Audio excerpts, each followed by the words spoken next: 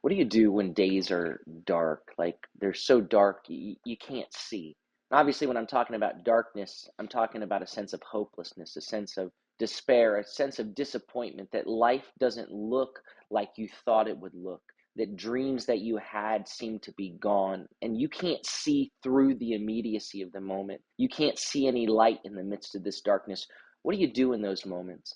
I imagine what the disciples must have experienced on the day that Yeshua died. They had all these ideas, these plans, these impressions of what it would be like when he came into his kingdom. And we read of the discussions that they had along the road when they come along. James and John come to Yeshua and say, "Hey, when you come into your kingdom, can we be on your right and your left?" And Yeshua said, "You don't know what you're asking for, right? Are you able to drink the cup that I'm going to drink? Are you able to endure what I'm going to endure?" And they said, "Yeah, we are." And he said, "You know what? Then you'll drink that cup and endure that, but I can't say whether you'll be on my right or my left." And the other disciples got angry. They all had these visions of what it would be when he became king, because look, they had walked with him for 3 years, right?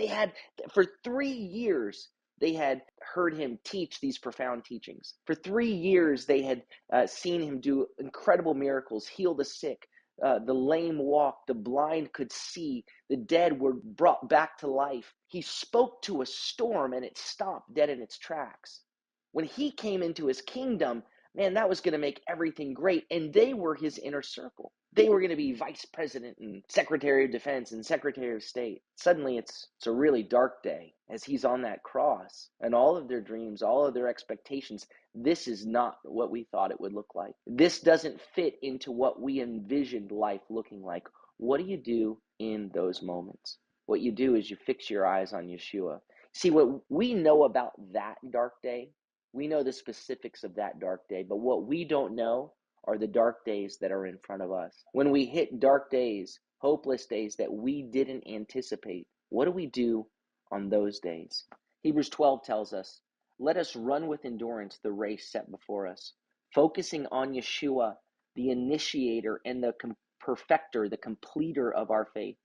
For the joy set before him, he endured the cross, disregarding its shame, and he has taken his seat at the right hand of the throne of God.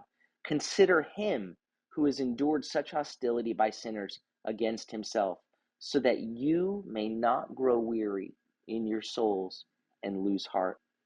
How do I face the darkest and most hopeless of days? I fix my eyes on him. What did he do in his darkest day, on the most hopeless looking of all of his days? I'm going to take my cues from him to lead me through moments of hopelessness and darkness.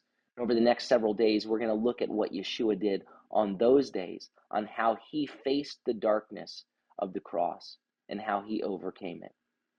Amen.